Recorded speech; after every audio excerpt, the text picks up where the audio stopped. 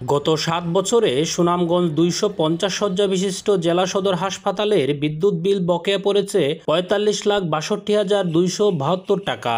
বিদ্যুৎ বিভাগ জানায়, হাসপাতালের ৬টি সংযোগে এই বকেয়া জমেছে। এর ২টি এইচটি সংযোগ দিয়ে হাসপাতালের মূল কার্যক্রম চলে। বাকি ৪টি সংযোগেই পোস্টপেড বিল অনেক দিন ধরেই পরিশোধ হয়নি।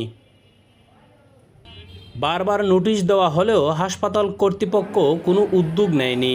তাই সরকার রাজস্ব আদায়ে ৮ ডিসেম্বর পর্যন্ত সময় বেঁধে দিয়েছে বিদ্যুৎ বিভাগ। তাদের দাবি, বকেয়া পরিশোধ ছাড়া কোনো বিকল্প নেই। না দিছে, ক্রমান্বয়ে বিল দিছে, বিল বকেয়া পড়ছে। তবে ২০১৮ সাল পর্যন্ত বিভিন্ন অ্যাকাউন্টের এগেইনস্টে বকেয়া আছে।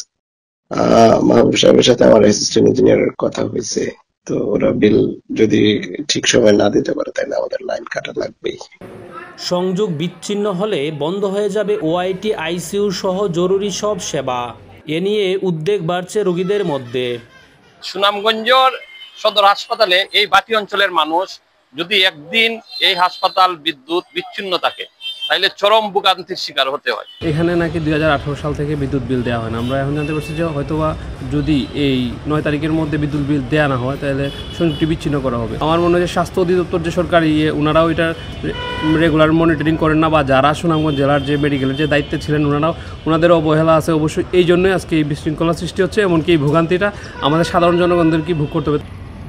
হাসপাতাল কর্তৃপক্ষ বলছে, অর্থ মিললেই বকেয়া বিল পরিশোধ করা হবে। বকেয়া বিলের অনুমোদন করে আমি অ্যাকাউন্টসে পাঠাইছি, অ্যাকাউন্টসে আটকাইছে, আগের রাষ্ট্রের মতন জানেন। আমাদের প্রয়োজন আবার দেব, আমাদের তো সমস্যা নাই, ওদের টাকাটা ওরা নেবে। সময় মতো বকেয়া পরিশোধ করা না গেলে বিদ্যুৎ সংযোগ বিচ্ছিন্ন হয়ে যাবে কিনা এ নিয়ে চিন্তিত সকলেই। শাহবাজউদ্দিন মান্না, দেশ টিভি, সুনামগঞ্জ।